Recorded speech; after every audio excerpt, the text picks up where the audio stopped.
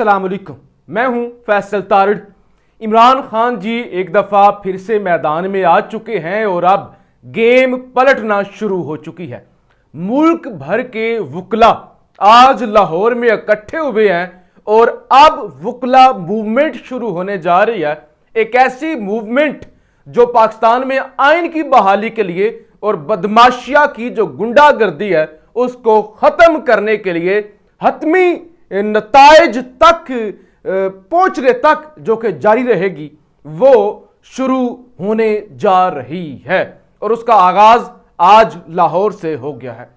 6 जून को एक मैंने वीडियो की थी, मैंने आपको कहा था अभी खेल बाकी है, अभी इमरान खान के पास प्लान बी मौजूद है और मैंने वो प्लान बी भी डिस्क्लोज किया था। मैंने कहा था बड़े वकला जिसमें आपके सरदार लतीफ खोसा साहब हो गए, जिसमें एतजाज एहसन साहब हो गए, जिसमें जनाब आपके हामिद खान साहब हो गए, अहमद अवैस साहब हो गए और दीगर जो वकील हैं वो आएंगे मैदान में, वो लीड करेंगे। पाकिस्तान भर की बार कौंसिल मैदान में आएंगी और ये जो सुप्रीम कोर्ट का फैसला नहीं माना जा रहा, जो आइन की धज्जियां उड़ाई जा रही हैं, जो मिलिट्री कोर्ट्स की धमकियां दी जा रही हैं, इन सब की वो भरपूर तरीके से मुखालफत करेंगे और वो टफ टाइम देंगे। वकला जो कि मुशर्रफ जैसे डिक्टेटर को अगर झुकने पे मजबूर कर सकते हैं तो लूली लंगड़ी जमहूरियत तो अभी पाकिस्तान में बाकी है, तो लिहाजा वो अब टफ टाइम देने जा रहे हैं। मैंने कहा था ये जो प्लान बी है इस पर काम जो है मेरे अंदाजे के मुताबिक, मेरी मालूमात के मुताबिक ईद, ये जो आगे ईद आ रही है अगले 15 दिनों के बाद, इस ईद के बाद जो है इस पर काम जो है वो शुरू हो जाएगा। तो लिहाजा आज क्या हुआ है कुछ मैं चीज़ें आपके सामने रख दूं। एक तो जनाब लाहौर के अंदर लाहौर हाई कोर्ट में ऑल पाकिस्तान लॉयर्स कन्वेंशन का इनकाद किया गया है। कन्वेंशन में supreme court bar association, high court bar association, फिर कराची बार एसोसिएशन, फिर पाकिस्तान बार के मेंबरान, पाकिस्तान बार कौंसिल, यानी जो बड़ी पाकिस्तान की बार्स है ना, उनके नुमाइंदों ने, उनके ओहदेदारों ने शिरकत की है। और तकरीब के अंदर जनाब पाकिस्तान की सीनियर तरीन कानूनदान हामिद खान साहब, साबिक जस्टिस रिटायर्ड नासरा इकबाल साहिबा और अहमद अवैस समेत दीगर यानी सीनियर लोगों ने शिरकत की है। क्या कहा गया है वो भी कुछ चीज़ें मेरे हाथ लगी हैं, आपके सामने रख देता हूँ। एक तो ये कहा गया है वकला की जानब से कि कल को पुलिस वाले कहेंगे कि हम पुलिस कोर्ट्स बनाएंगे, सिविल सेक्रेटरीट वाले कहेंगे कि इन्होंने सेक्रेटरीट पर हमला किया है, हम सेक्रेटरीट कोर्ट्स बनाएंगे। आईने पाकिस्तान किस लिए बनाया गया है? उन्होंने कहा कल को हर बंदा कहेगा ना, आज फौज कह रही कि फौजी अदालतें, कल को पुलिस वाले कहेंगे पुलिस की अदालतें, तो इस तरह चलता रहेगा तो फिर आइन की तो कोई ज़रूरत ही नहीं है। फिर आज पार्लियामेंट ने मिलिट्री डेमोक्रेसी को मुंतखब कर लिया है। ये रबिया बाजवा नायब सदर हैं लाहौर हाई कोर्ट बार की, उन्होंने कहा है कि पार्लियामेंट वालों ने फौजी जमहूरियत को आज जो है वो मुंतखब कर लिया है, यानी कोई सिविल जमहूरियत नहीं है, फौजी जमहूरियत को उन्होंने मुंतखब कर लिया है। जो आइन और कानून की बात करे उसे रियासत का मुखालिफ करार देकर खुड्डे लाइन लगा देते हैं। ये जनाब आल पाकिस्तान वकला कन्वेंशन में इजहार ख्याल किया गया है। जुडिशरी पॉलिटिकल इंजीनियरिंग में टूल बनी हुई है, ये भी आज इस तकरीब के अंदर कहा गया है। और सबसे अहम खिताब जो अहमद अवैस साहब जो साबिक एडवोकेट जनरल है पंजाब के, उनकी जानब से कहा गया फौजी अदालतें आइन के मुतसादिम हैं, तमाम अफसरान ख्वाह वो सरकारी हूं या प्राइवेट तमाम आईने पाकिस्तान के ताबे हैं। आर्टिकल 10 को पसे पुष्ट डालकर कैसे फौजी अदालतें चलाई जा सकती हैं? अगर आप आईने पाकिस्तान को पसे पुष्ट डालते हैं तो आइन से गद्दारी के मुर्तकिब होते हैं। यह रवाज बन चुका है कि हर दूसरे शख्स पर गद्दारी का मुकदमा दर्ज किया जा रहा है। अगर यह गद्दारी है तो सबसे पहले अल्लामा इकबाल पर मुकदमा बनाओ। आइन के साथ खेल खेला जा रहा है, पाकिस्तान की सालमियत और बका के लिए अपनी कुर्बानी देंगे, लेकिन अब ऐसा नहीं होने देंगे। हम आखिरी हद तक जाएंगे, हम आखिरी हद तक जाएंगे। ऑफिशियल सीक्रेट एक्ट और अंग्रेज हुकूमत का है, 100 साल पुराना कानून है, हमारा अपना आइन है। अच्छा अंग्रेज लिखा हुआ था, सॉरी, انہوں نے کہا کہ آفیشل سیکرٹ ایکٹ انگریز حکومت کا ہے، 100 سالہ پرانا قانون ہے، پاکستان کا آئین ہے اور سپریم کورٹ ہماری ریڈ لائن ہے، سپریم کورٹ ہماری ریڈ لائن ہے۔ یہ ساری باتیں کی گئی ہیں، لہٰذا وہ جو پلان بی تھا اور وکلا موومنٹ ہے، پاکستان اب اس کے بہت قریب پہنچ گیا ہے، کیونکہ آج جو کچھ کراچی کے اندر ہوا ہے نا، وہ تو انتہائی شرمناک ہے۔ یعنی اب ذرائع کہتے ہیں کہ یہ ایک ٹریلر تھا، مووی جو ہے نا، مووی کہ بلاول وزیر اعظم بن گئے اور بلاول وزیر اعظم بن گئے، مووی ہے یہ، اصل فلم ہے یہ کہ بلاول وزیر اعظم بن گئے۔ یہ جو آج ہوا ہے نا میئر کراچی والا، یہ ٹریلر دکھایا گیا ہے کہ اس مووی کے اندر اس طرح کی فلمیں چلیں گی، تو یہ ہر طرف بڑی تنقید ہو رہی ہے اور اس کا ایک مذاق بن رہا ہے۔ اور جو ہے وہ آپ کے جاوید چودھری صاحب جو سائنسدان بھی ہیں، صحافی بھی ہیں، کالم نگار بھی ہیں، ٹوٹیوں کے تجربے کرتے ہیں، کموڈوں پر بیٹھ کر نئے نئے وہ ان کے اندر تخیل جو ہے وہ وارد ہوتے ہیں۔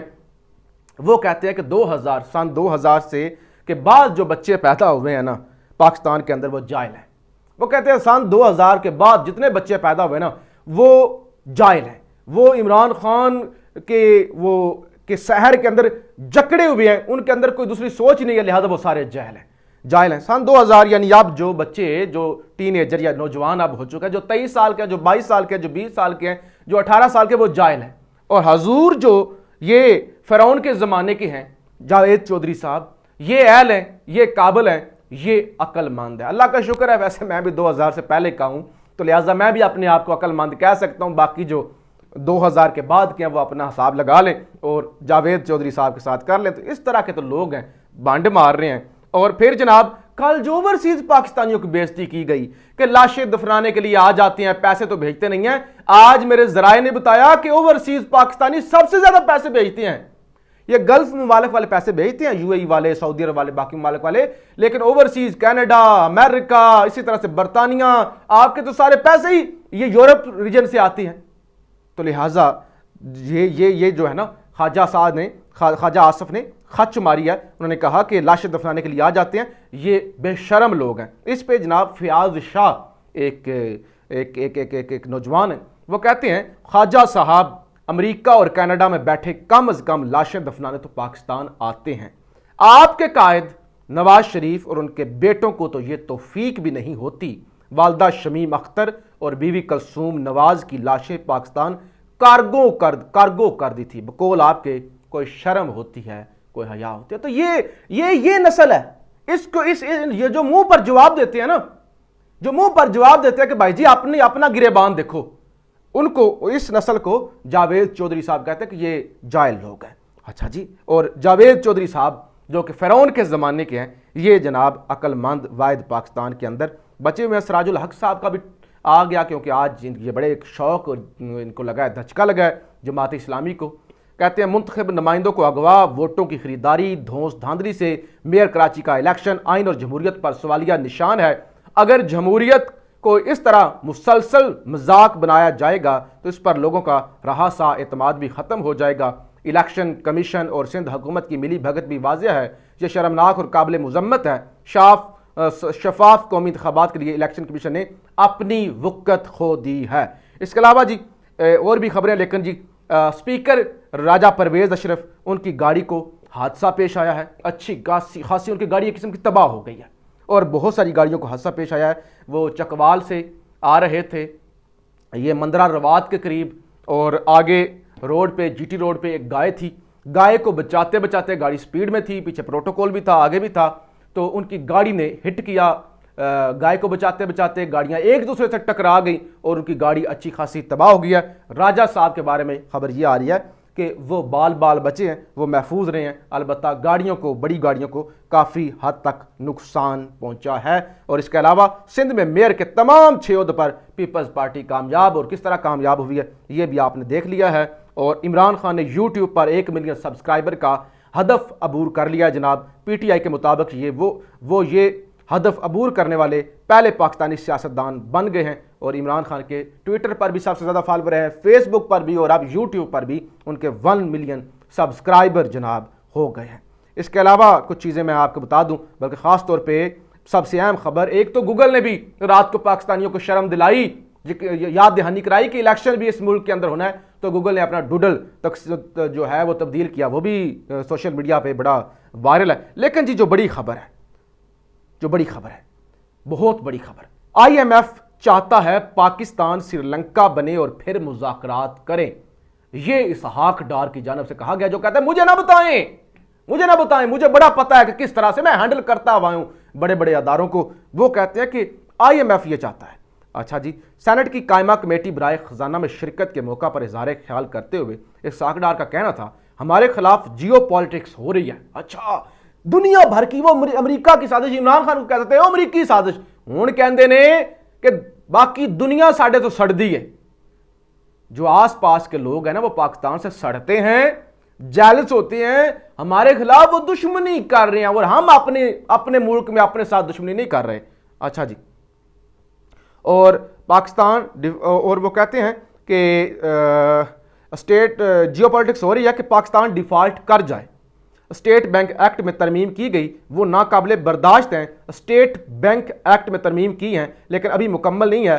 اسٹیٹ بینک پاکستان کا بینک ہے، کسی عالمی ادارے کا نہیں ہے۔ اسٹیٹ بینک ایکٹ میں ایسی ترمیم ہوئی جو ریاست کے اندر ریاست کو ظاہر کرتی ہیں، یہ ترامیم اسٹیٹ کے اندر اسٹیٹ کی طرف لے گئی ہیں۔ ہماری اولین ترجیح جو ادائیگیاں کرنی ہیں بر وقت کی جائیں، بانڈ سمیت کوئی ادائیگی تاخیر کا شکار نہیں ہے۔